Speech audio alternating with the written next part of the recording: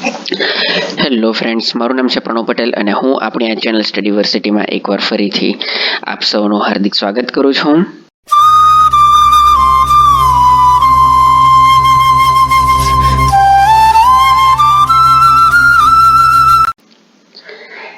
Last લેક્ચરમાં આપણે જોયેલું હતું ઇલેક્શનને લઈને જે આરઓપી એક્ટ હતા 1950 અને 1951, અને એક સવાલનો જવાબ હજુ બાકી હતો કે વોટિંગ જે છે તે આપણો ફંડામેન્ટલ રાઇટ છે, કોન્સ્ટિટ્યુશનલ છે કે સ્ટેચ્યુટરી છે, એનો જવાબ મળશે આજે.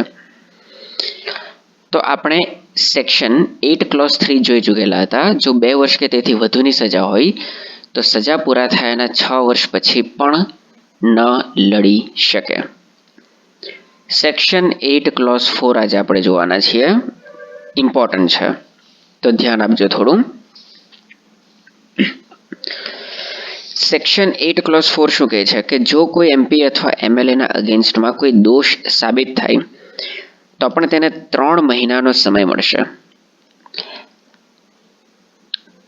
હાયર કોર્ટમાં અપીલ કરવા માટે. જો અપીલ કરે તો તેની જજમેન્ટ ન આવે ત્યાં સુધી તે ડિસ્ક્વોલિફાઈડ તેને કરી શકાય નહીં. બીજી વસ્તુ કે આ જે સેક્શન 8 ક્લોઝ 4 છે આ પાછળથી ઉમેરવામાં આવેલું છે, મૂળ બંધારણમાં હતું નહીં.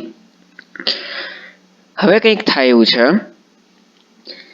કે જ્યુડિશિયલ રિવ્યુ માટે તેને ચેલેન્જ કરાય છે. ત્યારબાદ એક કેસ થાય છે Lily Thomas versus union of India 2013ની અંદર જ, અને નક્કી કરે છે સુપ્રીમ કોર્ટ કે સંસદને આવી કોઈ સત્તા નથી એક્સેટ્રા કે તમે લોકો આ ટાઈપનું કંઈ નિયમ બનાવો, અને તેને લઈને સેક્શન 8 ક્લોઝ 4 જે છે તેને supreme court null and void declare કરી દે છે. તો એના અંતર્ગત આજે સેક્શન 8 ક્લોઝ 4 છે તે બનાવેલું હતું પણ હાલમાં તે નથી. તેનું રીઝન શું હતું આ બનાવવા માટેનું, તો તે મેં તમને જણાવી દીધેલું હતું, પરંતુ ત્યારબાદ જ્યારે તેને ચેલેન્જ કરવામાં આવે છે ત્યારે સુપ્રીમ કોર્ટ તેની અંદર એમ કહે છે કે સુપ્રીમ કોર્ટ એમ કહે છે કે કોને કેટલી સજા મળશે, કેટલી નહીં મળે, ક્યારે તેને ગિલ્ટી કહેવાશે, ક્યારે નહીં કહેવાશે, તે નક્કી કરવાનું કામ કોર્ટનું છે, સંસદનું નથી. તે કારણથી સેક્શન 8 ક્લોઝ 4 ને નલ એન્ડ વોઇડ ડિક્લેર કરવામાં આવે છે.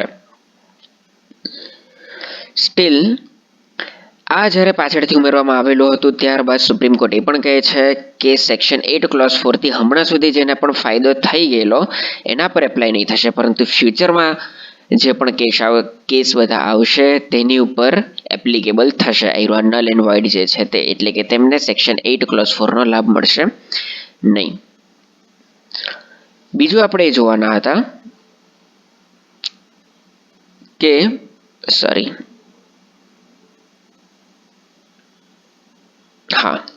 આપણે તે જોવાના હતા કે એક છે સેક્શન 62 કે વ્યક્તિ જેલમાં જાય તો તેને વોટનો અધિકાર મળતો નથી.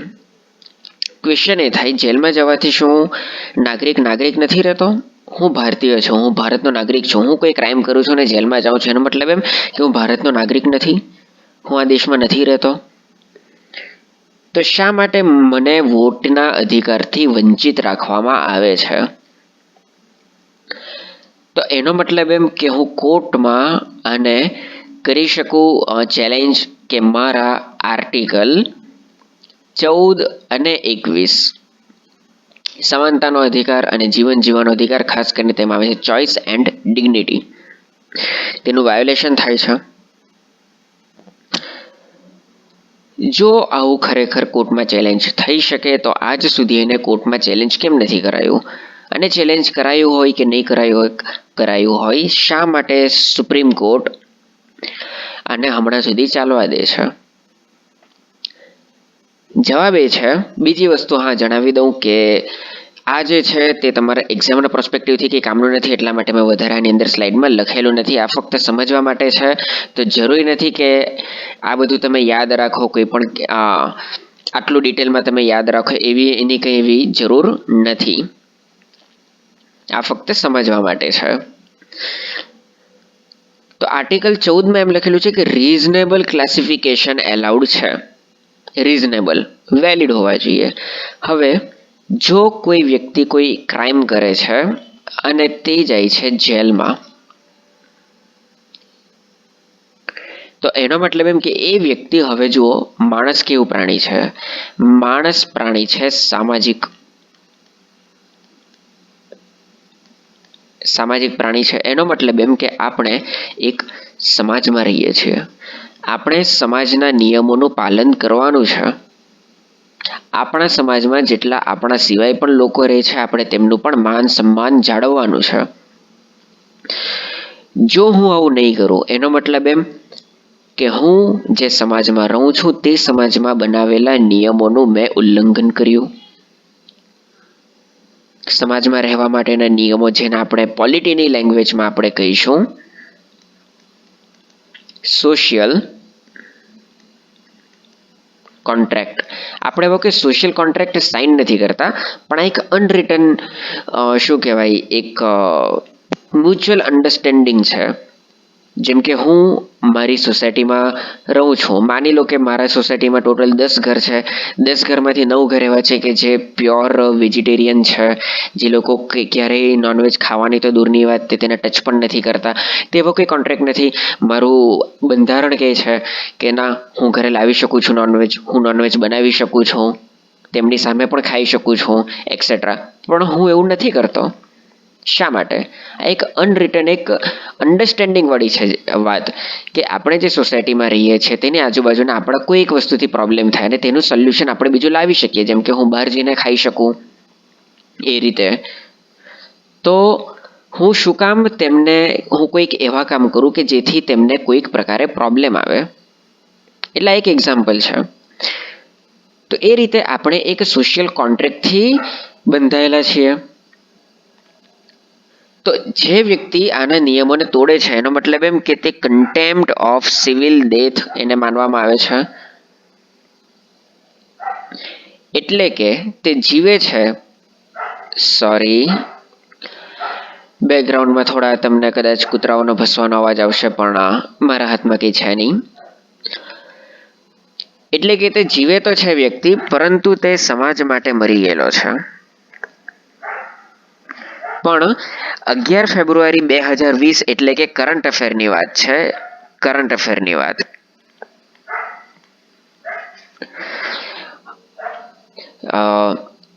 એકવાર અગેન કહી દઉં છું, મારી એપોલોજી, કારણ કે બેકગ્રાઉન્ડમાંથી બને તેટલો ઓછો અવાજ આવે, ઓછો નોઈસ આવે, તેમ કરીને હું રાતે પ્રિફર કરું છું લેક્ચર બનાવવાનું, કારણ કે દિવસ દરમિયાન ઘણી અવર જવર હોય અને તેથી અવાજ આવતો હોય, પણ તેવા સમયે પણ આવા કેટલાક હોય તેને આપણે અટકાવી નહીં શકીએ.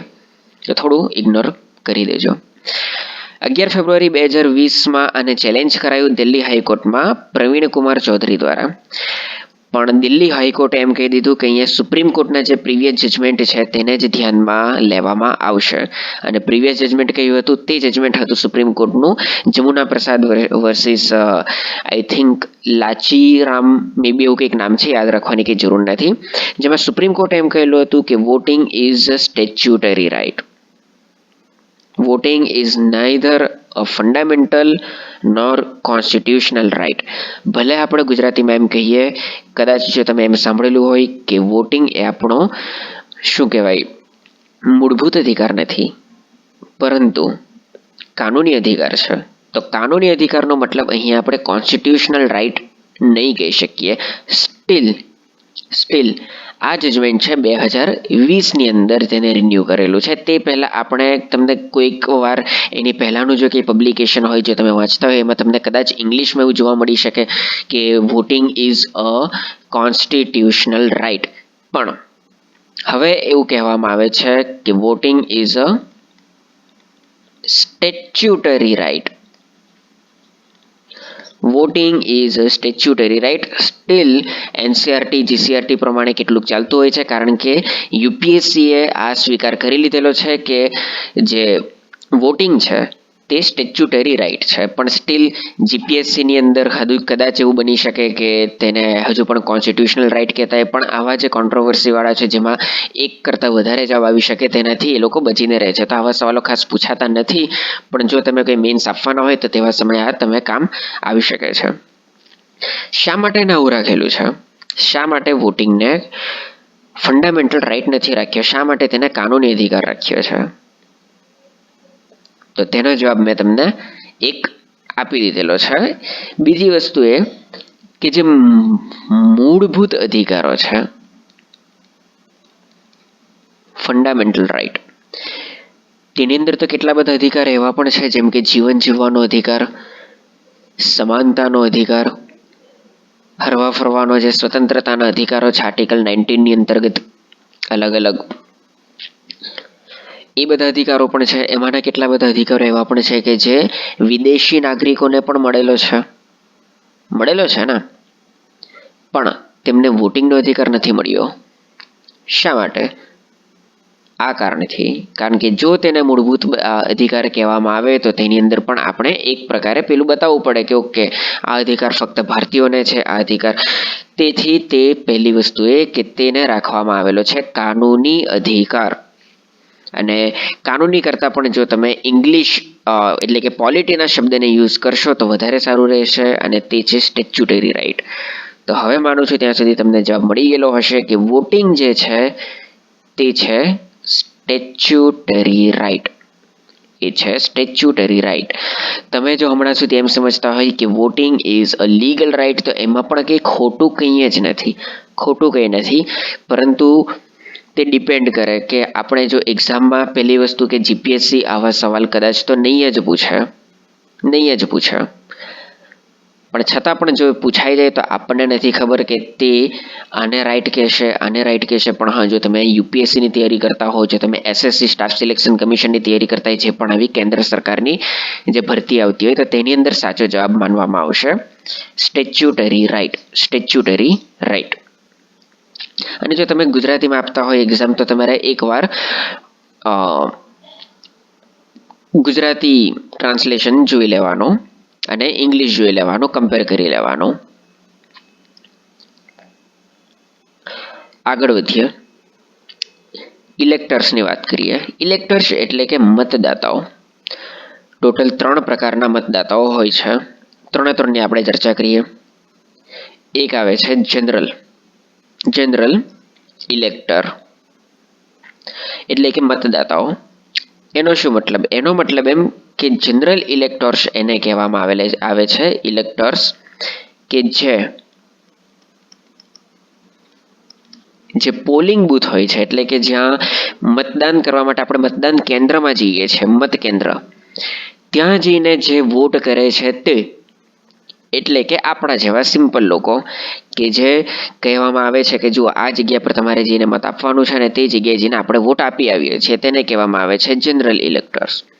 એક આવે છે સર્વિસ ઇલેક્ટર્સ, એટલે કે જે પોલિંગ બૂથ સુધી ન જઈ શકે કેવા લોકો, જેમ કે ગવર્મેન્ટ ઓફિસર્સ, જેમ કે આર્મ ફોર્સિસ, જેમ કે આપણે અહીંયા ટીચર્સ, શિક્ષકો, એટલે કે જેમને મત ગણતરી માટે રાખવામાં આવે છે, કોઈ બીજા અન્ય કામ માટે રાખવામાં આવે છે. આર્મ ફોર્સિસ એટલે કે સૈન્ય, તેમને આપણે એવું તો નહીં કહી શકીએ પાકિસ્તાન, ચાઇના જેવા દેશોને કે ભાઈ અમારી ઇલેક્શન છે તેથી અમે થોડા ટાઈમ માટે અમારી ફોર્સ હટાવીએ છીએ, તો એટલા ટાઈમ તમે એટેક નહીં કરતા. તો તે લોકો પોલિંગ બૂથ સુધી ન જઈ શકે, તેથી તેમના માટે કેટલાક વિશેષ પ્રાવધાન કરવામાં આવે છે, એટલે કે તેમના માટે બેલેટ પેપરથી તેમની વોટિંગ લેવામાં આવે છે, અથવા કોઈ બીજા જે પણ સુટેબલ હોય તેવા પ્રાવધાનો કરવામાં આવે છે. જે ગવર્મેન્ટ ઓફિસર હોય તેમને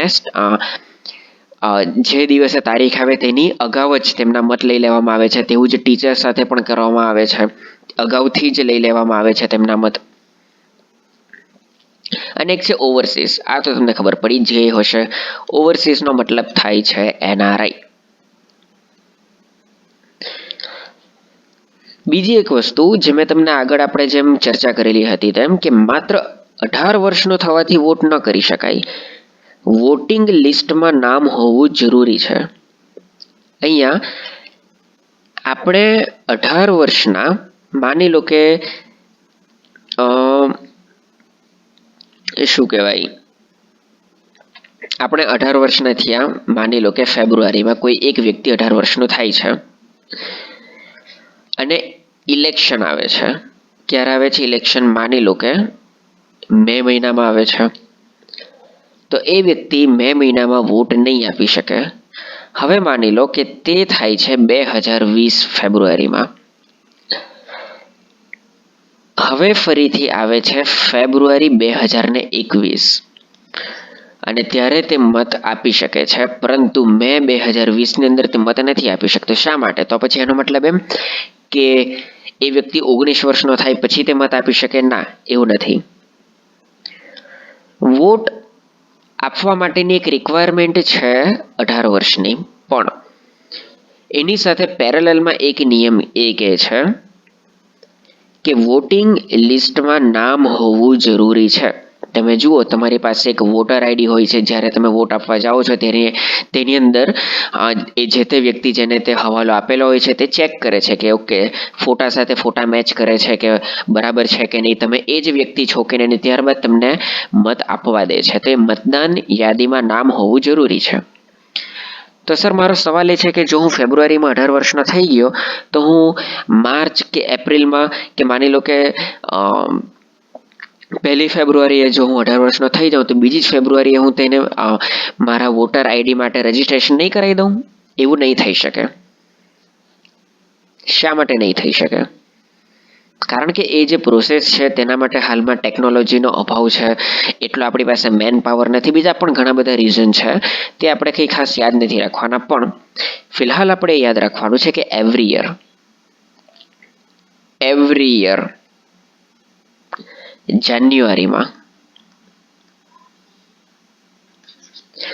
જાન્યુઆરીમાં ચેક થશે કે કેટલા લોકો એવા છે કે જે લોકો નાબાલિગમાંથી બાલિગ બન્યા છે, એટલે કે હમણાં સુધી અંડર 18 હતા અને હવે 18 વર્ષના થયા છે. એટલે કે જાન્યુઆરીમાં જ. પછી ભલે કોઈ વ્યક્તિ ફેબ્રુઆરીમાં જે જન્મેલું હોય અને તે 18 વર્ષનો થાય, તેમણે જાન્યુઆરી સુધીનો વેટ કરવો પડે, ડિસેમ્બર જાન્યુઆરીનો. શું થશે?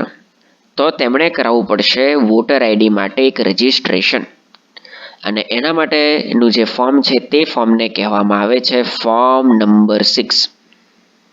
જુઓ, અહીંયા નીચે લખેલું છે application for inclusion of name in electoral roll. મતદાન યાદીમાં નામ નોંધાવવા માટેનું એપ્લિકેશન, અને તેને પોસ્ટ કરવામાં આવે છે ERO ને, જે અહીંયા લખેલું છે ઇલેક્ટોરલ રજિસ્ટ્રેશન ઓફિસર. અને આવું એક ફોર્મ આવે છે, એ ફોર્મ તમારે ભરવાનું હોય છે. NRI માટે પણ એક ફોર્મ આવે છે. NRI માટેનું જે ફોર્મ હોય છે તે કહેવામાં આવે છે 6A. આવું જ સેમ ટુ સેમ હોય છે.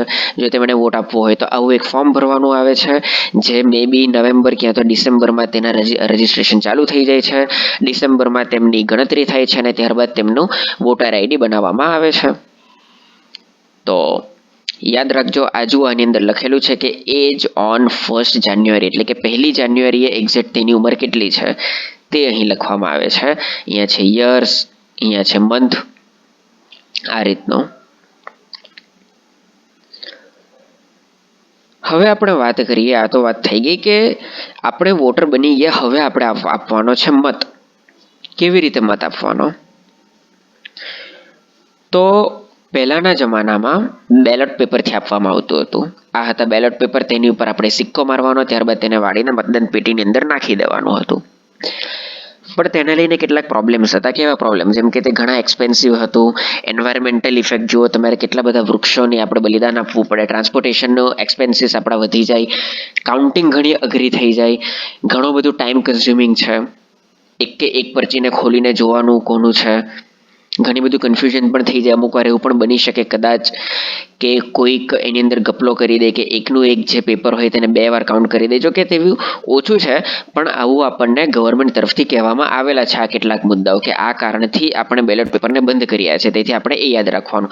એની અંદર આપણે વધારે મગજ દોડાવવાની જરૂર નથી કે ભલે હાર્ડ કાઉન્ટિંગ છે, આના લઈને પણ કોઈ હેક કરી નાખે તેવું આપણે ફક્ત એક્ઝામ પર્પઝથી આપણે કરીએ છીએ, તેની અંદર આપણે કોઈ આવી ડિબેટમાં પડવાની જરૂર નથી. એ વેસ્ટિંગ ઓફ ટાઈમ છે હાલમાં આપણો. જ્યારે આપણે આપણી લાઈફમાં સેટલ થઈ જાય ત્યારે આખી લાઈફ આપણી પાસે ટાઈમ છે બધી વાતોને લઈને ડિસ્કસ કરવા માટે, કે શું રાઈટ છે, શું રોંગ છે, શું લીગલ છે, શું ઇલીગલ છે, એક્સેટ્રા. સેફટી ઇસ્યુ પણ ઘણા હતા. બની શકે કે કદાચ વરસાદ પડે અથવા તો કોઈ જ્યારે જતું હોય ત્યારે તેનું એક્સિડન્ટ થઈ જાય, પાણીમાં ભીંજાઈ જાય, કોઈ પણ બીજા ડેમેજ થઈ શકે, ફાટી શકે, આ ટાઈપના બધા કેટલાક ઇસ્યુ હતા. અને તેને સોલ્વ કરવા માટે આપણે લાવ્યા મતદાન માટે EVM સિસ્ટમ. તેનું ફૂલ ફોર્મ છે ઇલેક્ટ્રોનિક વોટિંગ મશીન. એની અંદર 2 યુનિટ હોય છે. એક હોય છે કંટ્રોલ યુનિટ અને એક હોય છે બેલોટિંગ યુનિટ. આ છે કંટ્રોલ યુનિટ. આ છે કંટ્રોલ યુનિટ અને આ જે છે એ છે બેલોટિંગ. એટલે કે જેમ બેલોટ પેપર હોય છે તેમ જુઓ આની અંદર અલગ અલગ નામો લખેલા છે. જુઓ આ નામોની યાદી છે. આ જગ્યા પર તેમનું પોલિટિકલ સિમ્બોલ હશે અને ત્યાં આપણે જેમને પણ વોટ આપવો હોય તેમનું અહીં બટન પ્રેસ કરવાનું અને તેનો વોટ મળી જાય છે. તો આ રીતે થાય છે ઇલેક્ટ્રોનિક રીતે વોટ.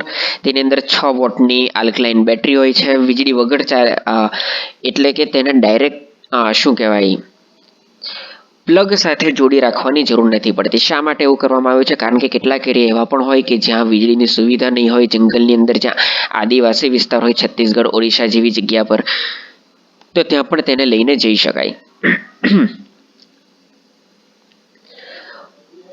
બીજી વસ્તુ કેટલાક એની એક્સ્ટ્રા માહિતી આપી દઉં જે તમારે યાદ રાખવાની કોઈ જરૂર નથી. ફક્ત એમ જ જણાવું છું, હજુ કહું છું, એ તમારે યાદ નથી રાખવાની. હું જસ્ટ એમ જ બોલી જાઉં છું કે 1980ની અંદર હનીફા દ્વારા સૌ પ્રથમ આ બનાવવામાં આવેલું હતું ઇન્ડિયાની અંદર. અને 1982ની અંદર કેરેલામાં તેને સૌ પ્રથમ યુઝ કરાયેલું હતું. અને ત્યારબાદ એટલે તે એક્સપેરિમેન્ટલ બેઝ હતું અને લાગ્યું કે હા બરાબર છે, સારું એવું છે. ત્યારબાદ IIT બોમ્બે દ્વારા ઇન્ડસ્ટ્રીયલ રીતે, એટલે કે આ રીતે આપણે વધારે મોટા પાયે પર યુઝ કરી શકીએ તે રીતે તેની ડિઝાઇન બનાવવામાં આવી અને ઇન્ડસ્ટ્રીયલ ડિઝાઇન બનાવીને તેને લોન્ચ કરવામાં આવી. સ્ટીલ તેને સુપ્રીમ કોર્ટની અંદર ચેલેન્જ કરાયું કે આવો કોઈ નિયમ તો હજુ બનાવાયો નથી, તો તમે કેવી રીતે આને વેલિડ કહી શકો.